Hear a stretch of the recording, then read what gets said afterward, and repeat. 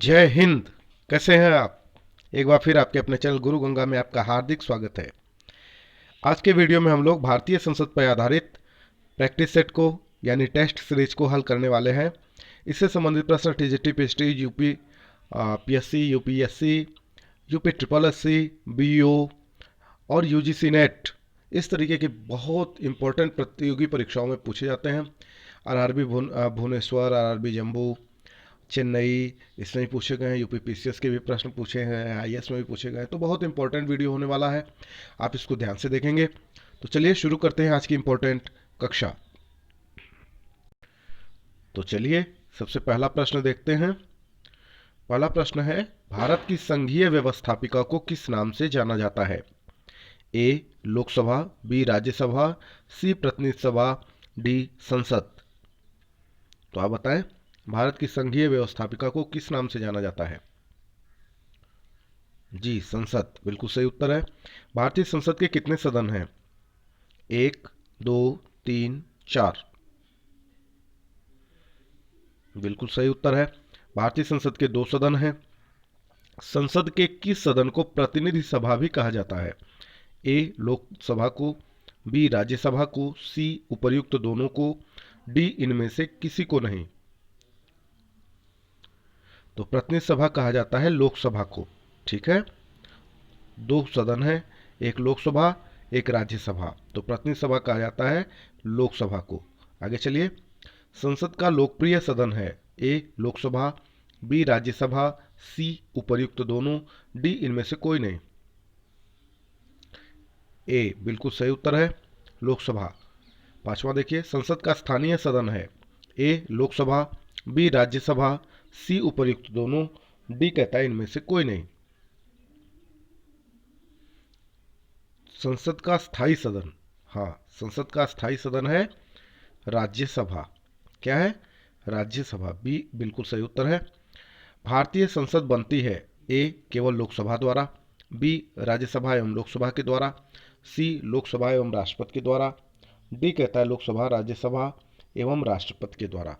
देखिए यह प्रश्न कई बार आ चुका है, आप देख भी रहे होंगे, यूपी पीसीएस में भी पूछा गया, वो भी मुख्य परीक्षा में पूछा गया है ना। तो भारतीय संसद के अंग कौन कौन से हैं, इस रूप में भी प्रश्न को पूछा जाता है।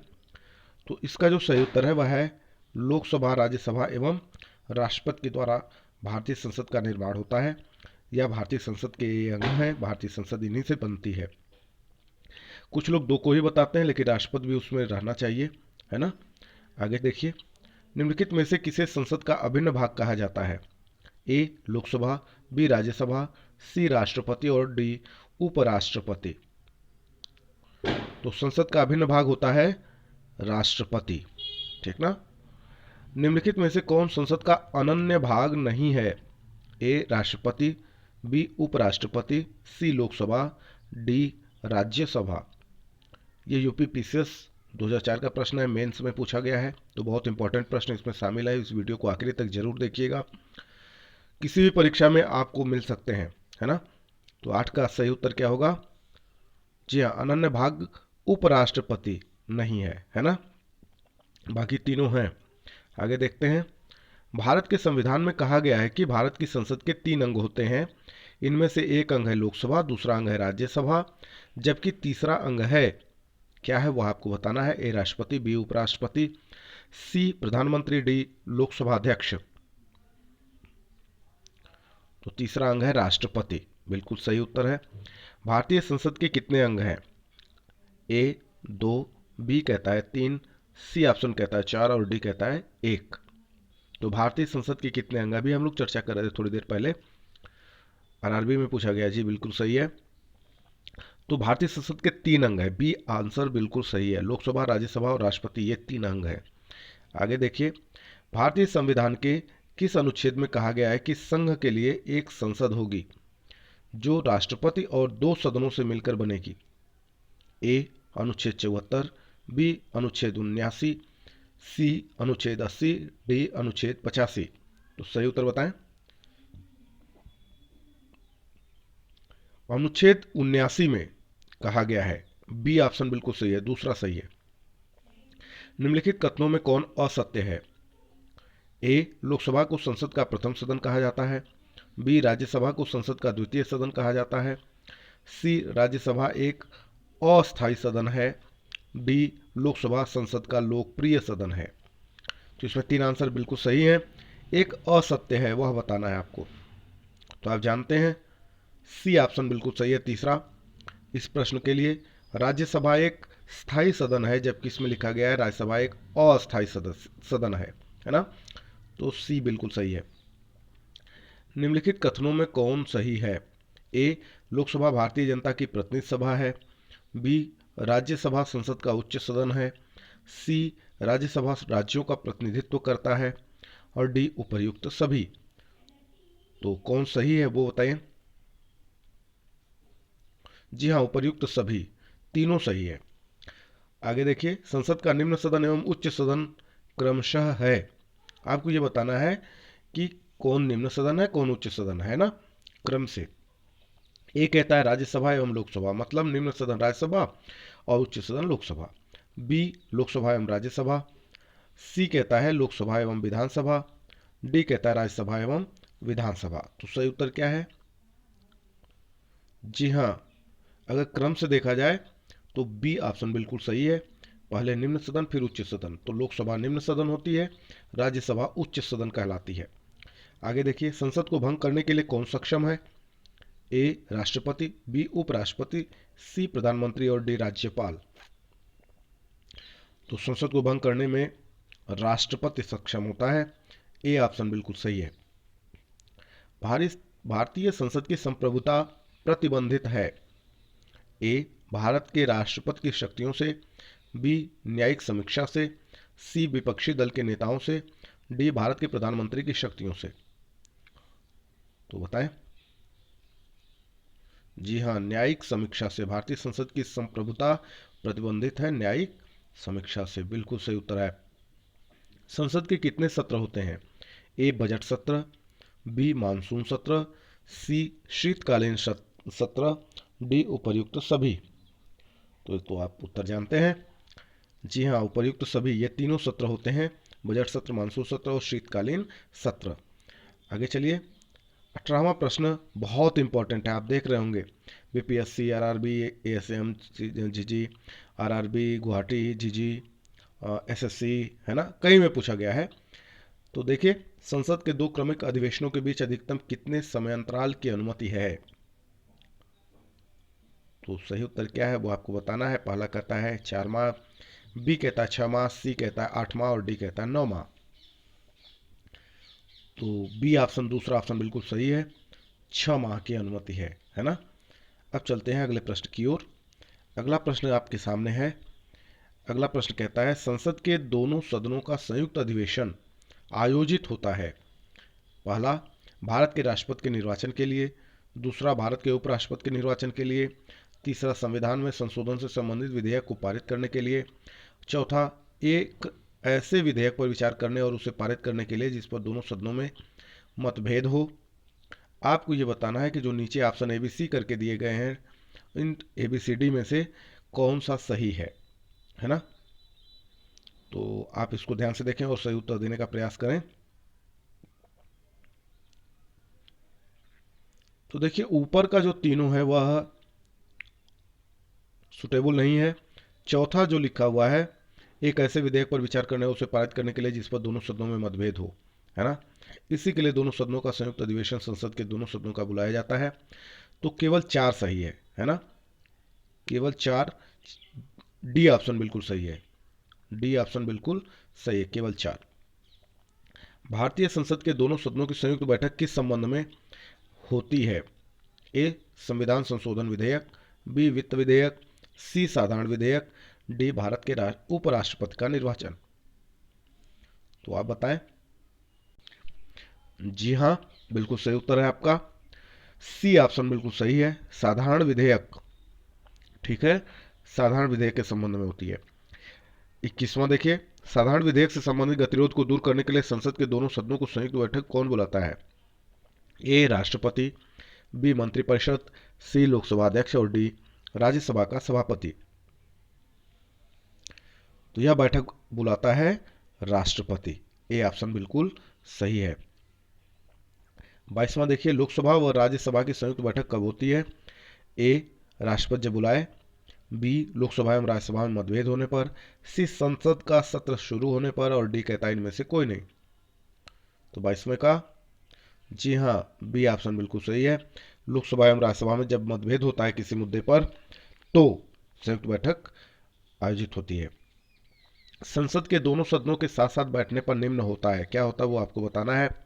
ए भारत के उपराष्ट्रपति का चुनाव, बी संविधान संशोधन बिल को स्वीकार करना, सी एक बिल जिस पर दोनों सदन सहमत नहीं है उस पर विचार करना और पास होना, डी भारत के राष्ट्रपति का चुनाव। तो अब आप समझ गए होंगे, ये कई प्रकृति के कई प्रश्न पूछे जा चुके हैं। तो चूंकि अलग अलग हमने कई प्रश्न इसमें रखे इसलिए हैं ताकि किसी भी रूप में अगर प्रश्न को पूछा जाए तो आप आसानी से उसको समझ लें। तो सी ऑप्शन बिल्कुल सही है ना। जब दोनों सदन सहमत नहीं होंगे किसी एक बिल पर तब उस पर विचार करने के लिए और उसे पास कराने के लिए दोनों सदनों के साथ साथ बैठने का प्रावधान है। सी ऑप्शन बिल्कुल सही है। जब संसद के दोनों सदनों के किसी साधारण विधेयक में मतभेद हो तो इस गतिरोध को, खाली जगह दिया हुआ वहां भरना है, के द्वारा सुलझाया जाता है। किसके द्वारा सुलझाया जाता है वो बताना है आपको। ए दोनों सदनों की संयुक्त बैठक के द्वारा, बी उच्च न्यायालय की संवैधानिक पीठ के द्वारा, सी भारत के राष्ट्रपति, और डी लोकसभा अध्यक्ष। क्या रहेगा वहां पे खाली जगह में वो आपको बताना है। तो बताएं। जी हाँ, संसद के दोनों सदनों के किसी साधारण विधेयक में मतभेद हो तो इस गतिरोध को दोनों सदनों की संयुक्त बैठक के द्वारा सुलझाया जाता है। ए ऑप्शन बिल्कुल सही है। स्वतंत्र भारत के संसदीय इतिहास में अभी तक कितनी बार संयुक्त बैठक यानी अधिवेशन बुलाई गई है? ए 2 बार, बी 4 बार, सी 3 बार, डी 5 बार। तो बताएं। जी 4 बार बिल्कुल सही उत्तर है। क्या राष्ट्रपति या उपराष्ट्रपति कभी संयुक्त अधिवेशन की अध्यक्षता करते हैं? ए हाँ, बी कभी नहीं, सी यदि संसद ऐसा चाहे, डी इनमें से कोई नहीं। तो राष्ट्रपति या उपराष्ट्रपति कभी भी संयुक्त अधिवेशन की अध्यक्षता नहीं करते, कभी नहीं करते, है ना। बी ऑप्शन बिल्कुल सही है। संसद के दोनों सदनों के संयुक्त अधिवेशन की अध्यक्षता कौन करता है? ए राष्ट्रपति, बी उपराष्ट्रपति, सी प्रधानमंत्री, और डी लोकसभा अध्यक्ष। बहुत इंपॉर्टेंट प्रश्न है। पिछला वीडियो आपने अगर देखा होगा तो आप इसका उत्तर आसानी से दे लेंगे। जी हाँ, लोकसभा अध्यक्ष संयुक्त अधिवेशन की अध्यक्षता करता है। संसद के दोनों सदनों के संयुक्त अधिवेशन की अध्यक्षता लोकसभा अध्यक्ष करता है। बहुत इंपॉर्टेंट है, गलती आप करते हैं, बार बार राष्ट्रपति लगा देते हैं, है ना। चलिए अगला देखते हैं। संसद के संयुक्त बैठक को कौन संबोधित करता है? ए प्रधानमंत्री, बी स्पीकर, स्पीकर का मतलब लोकसभा अध्यक्ष से है, सी डिप्टी स्पीकर यानी लोकसभा उपाध्यक्ष, और डी राष्ट्रपति। तो संसद के संयुक्त बैठक को संबोधित कौन करता है? अध्यक्षता नहीं पूछा जा रहा है, संबोधन पूछा जा रहा है। तो सही उत्तर क्या होगा इसका? जी हाँ, राष्ट्रपति संबोधित करता है। डी ऑप्शन बिल्कुल सही है। अगला देखिए, संसद का संयुक्त अधिवेशन किस परिस्थिति में बुलाया जाता है? किस स्थिति में बुलाया जाता है? ए कहता है जब एक सदन द्वारा पारित विधेयक को दूसरा सदन अस्वीकार कर दे, बी किसी विधेयक पर किए गए संशोधन से दोनों सदन असहमत हों, सी यदि दूसरे सदन के पास पहले सदन द्वारा पारित विधेयक 6 माह से लंबित हो, और डी उपर्युक्त सभी। तो बताएं। तो संयुक्त अधिवेशन जो ऊपर की तीनों कंडीशन है सबके लिए बुलाया जाता है। उपर्युक्त सभी वाला ऑप्शन सही है, डी ऑप्शन बिल्कुल सही है। 30वां देखिए, संसद के संयुक्त अधिवेशन में विधेयक पारित होता है। ए कहता है दोनों सदनों के कुल सदस्यों के सामान्य बहुमत द्वारा, बी दोनों सदनों के कुल सदस्यों के 2/3 बहुमत द्वारा, सी दोनों सदनों के कुल उपस्थित मतदाता सदस्यों के सामान्य बहुमत द्वारा, डी कहता है दोनों सदनों के कुल उपस्थित मतदाता सदस्यों के 2/3 बहुमत द्वारा। तो आपको बताना है संसद के संयुक्त अधिवेशन में विधेयक कैसे पारित होता है। तो सी ऑप्शन बिल्कुल सही है। दोनों सदनों के कुल उपस्थित तथा मतदाता सदस्यों के सामान्य बहुमत के द्वारा यह विधेयक संयुक्त अधिवेशन में पारित होता है, जो साधारण विधेयक होता है। 31वां देखिए, संविधान संशोधन प्रस्ताव के संबंध में दोनों सदनों में मतभेद होने की स्थिति में ए लोकसभा की इच्छा अनुसार पारित होता है, बी राज्यसभा की इच्छा अनुसार पारित होता है, सी संयुक्त अधिवेशन में फैसला होगा, डी प्रस्ताव गिर जाएगा। क्या होगा?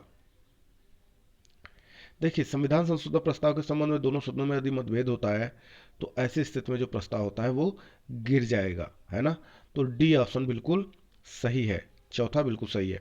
संसद की कार्यवाही सूची में प्रथम विषय होता है ए शून्यकाल, बी प्रश्नकाल, सी ध्यानाकर्षण प्रस्ताव, डी स्थगन प्रस्ताव। तो आप बताएं, प्रथम विषय क्या होता है? प्रश्नकाल, बिल्कुल सही उत्तर है।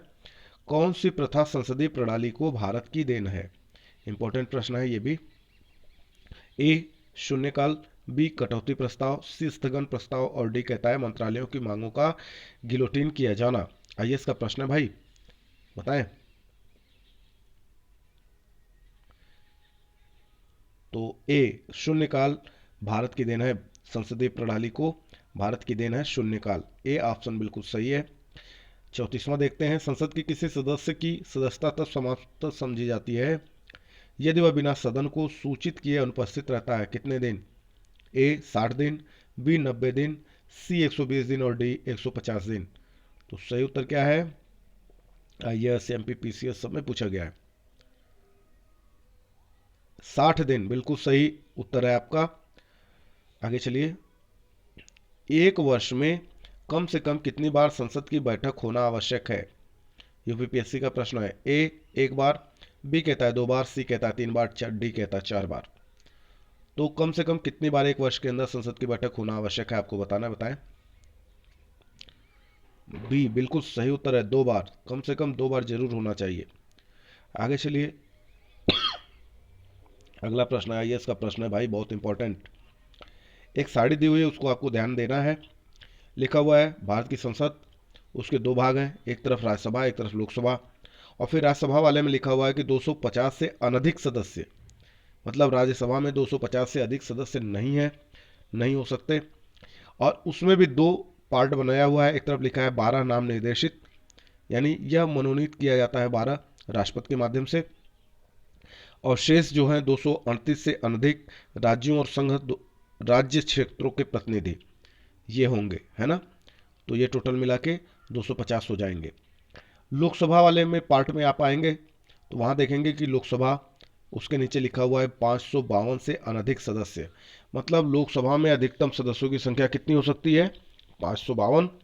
उनमें भी 530 से अनधिक राज्यों के प्रतिनिधि और 2 से अनधिक नाम निर्देशित एंग्लो इंडियन, मतलब ये कि राज्यों के प्रतिनिधि के रूप में 503 सदस्य होंगे और 2 एंग्लो इंडियन होंगे, है ना। 2 से अधिक नहीं हो सकते। तो ये तो तय हो गया, 530 वो और 2 ये हो गए 532। अब बचे 20। तो वो 20 कहाँ से होंगे यह आपको बताना है, उसकी जगह लिखा हुआ है एक्स, है ना। तो अब जो ऑप्शन आपके सामने आ रहा है वो आपको बताना है कि लोकसभा के जो 20 सदस्य हैं उनमें से कहाँ से होंगे, ठीक है। तो अब वह देखते हैं, अगले पेज पे दिया हुआ है, आप इसको बहुत ध्यान से देखें। एक्स अंकित स्थान पर निम्नलिखित में से किसे रखना ठीक होगा? ए वे मंत्री जो संसद के सदस्य नहीं है पर जिन्हें अपना पद संभालने के बाद 6 माह के भीतर अपना निर्वाचन संसद के किसी सदन के लिए करवाना है। बी 20 से अधिक नाम निर्देशित सदस्य। सी संघ राज्य क्षेत्र के 20 से अनधिक प्रतिनिधि। और डी महान्यायवादी जिसे संसद के किसी भी सदन में बोलने और उसकी कार्रवाई में भाग लेने का अधिकार होता है। तो आप बताएं वहां पे क्या होना चाहिए? लोकसभा के जो शेष 20 सदस्य हैं उनके बारे में पूछा जा रहा है।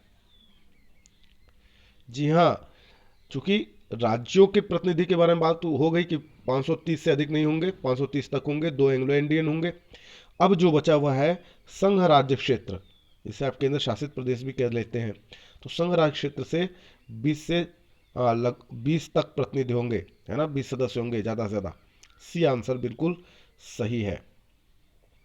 भारत के संविधान में निम्नलिखित में से क्या कथित, ओ हाँ, निम्नलिखित में से क्या कथित है? एक, राष्ट्रपति संसद के किसी भी सदन का सदस्य नहीं होगा। और 2 कहता है संसद राष्ट्रपति और 2 सदनों के मिलकर बनेगी। संसद राष्ट्रपति और 2 सदनों से मिलकर बनेगी। तो नीचे कोड दिया हुआ है, ऑप्शन दिया है ए बी सी डी करके। ए कहता है कोई नहीं, बी कहता है 1 और 2 दोनों सही है ना, कथित है। सी कहता है केवल 1, डी कहता है केवल 2। आइए सब प्रश्न है, आप बताएं। तो देखिए केवल दूसरा सही है। संसद राष्ट्रपति और दो सदनों से मिलकर बनेगी, ऐसा कथित है ना, कहा गया है ऐसा। आगे चलिए। निम्न विधेयकों में से किसका एक भारतीय संसद के दोनों सदनों द्वारा अलग अलग विशेष बहुमत से पारित होना आवश्यक है? ए साधारण विधेयक, बी धन विधेयक, सी वित्त विधेयक, डी संविधान संशोधन विधेयक। आइए इसका प्रश्न है भाई। तो संविधान संशोधन विधेयक का भारतीय संसद के दोनों सदनों द्वारा अलग अलग विशेष बहुमत से पारित होना आवश्यक है। 38 का डी ऑप्शन बिल्कुल सही है। आगे चलिए। 39वां प्रश्न क्या कहता है वो देखते हैं। सांसदों के वेतन का निर्णय कौन करता है? ए संसद, बी केंद्रीय मंत्रिपरिषद, सी राष्ट्रपति और डी लोकसभा अध्यक्ष। तो देखिए सांसदों के वेतन का निर्णय करती है संसद। ए ऑप्शन बिल्कुल सही है। संसद के कुल सदस्यों का कितना भाग वैधानिक चैम्बर की मीटिंग बुलाने के लिए आवश्यक गणपूर्ति है यानी कोरम है? ए कहता है 1/10, बी कहता है 1/6, सी कहता है 1/4 और डी कहता है 1/3। बहुत इंपॉर्टेंट प्रश्न है, बताएं। तो 1/10 सदस्य है ना, कोरम होता है 1/10 सदस्यों का। संसदीय प्रणाली वाली सरकार को अन्य किस नाम से जाना जाता है? ए अनुक्रियाशील सरकार, बी उत्तरदायी सरकार, सी संघीय सरकार, डी राष्ट्रपतीय सरकार। तो संसदीय प्रणाली वाली जो सरकार होती है उसको कहा जाता है संघीय सरकार। सी ऑप्शन बिल्कुल सही है। आगे देखिए। भारतीय राजनीतिक व्यवस्था में कार्यपालिका, खाली जगह छूटा हुआ है, के अधीन रहकर कार्य करती है। कार्यपालिका किसके अधीन रह के काम करती है वो भरना है वहां पे। ए न्यायपालिका, बी विधान पालिका, सी चुनाव आयोग और डी कहता है संघ लोक सेवा आयोग। तो सही उत्तर क्या होगा आपको बताना है, बताएं। भारतीय राजनीतिक व्यवस्था में कार्यपालिका न्यायपालिका के अधीन रहकर कार्य करती है। बहुत इंपॉर्टेंट है, ध्यान दीजिएगा इसको। न्यायपालिका के अधीन रहकर काम करती है भारतीय राजनीतिक व्यवस्था में कार्यपालिका, ठीक है। तो ए ऑप्शन बिल्कुल सही है। आगे चलें। संविधान लागू होने के बाद सर्वप्रथम त्रिशंकु संसद का गठन कब हुआ? ए 1980, बी 1989, सी 1991, डी 1977। तो बताएं। जी हाँ, 1989 में त्रिशंकु संसद का गठन हुआ था सबसे पहले। अगला प्रश्न कहता है अस्थायी संसद भारत में कब तक अस्तित्व में रही? ए 25 जनवरी 1950 तक, बी 21 दिसंबर 1950, सी 18 सितंबर 1951, डी 17 अप्रैल 1952। तो सही उत्तर है 17 अप्रैल 1952। भारत की पार्लियामेंट जिसको संसद कहा गया का उद्घाटन कब हुआ था? ए 1917 में, बी 1927 में, सी 1937 में और डी 1947 में। तो बताएं। भारत की पार्लियामेंट का उद्घाटन हुआ था 1927 ईस्वी में। इंपॉर्टेंट है, आप ध्यान दीजिएगा इसको। संसद के दोनों सदनों का सत्रावसान कौन करता है? ए संसदीय मामलों के मंत्री, बी राष्ट्रपति, सी उपराष्ट्रपति और डी लोकसभा अध्यक्ष। तो बताएं। तो संसद के दोनों सदनों का जो सत्रावसान होता है वह राष्ट्रपति करता है। कौन करता है? राष्ट्रपति करता है। अगला प्रश्न देखते हैं। संसद के किन सदस्यों को गैर सरकारी सदस्य कहा जाता है? ए विरोधी दल के सांसद को, बी मंत्री के अलावा अन्य प्रत्येक सांसद को, सी कैबिनेट मंत्री के अलावा अन्य सभी सांसदों को और डी निर्दलीय सांसद को। तो आप बताएं सही उत्तर क्या होगा इसका। मंत्री के अलावा अन्य प्रत्येक सांसद को क्या है? गैर सरकारी सदस्य कहा जाता है, ठीक है। तो बी ऑप्शन बिल्कुल सही है। भारत सरकार के निर्णय अनुसार संसद का एक सदस्य अपने क्षेत्र के विकासात्मक कार्यक्रमों हेतु कितनी राशि खर्च कर सकता है?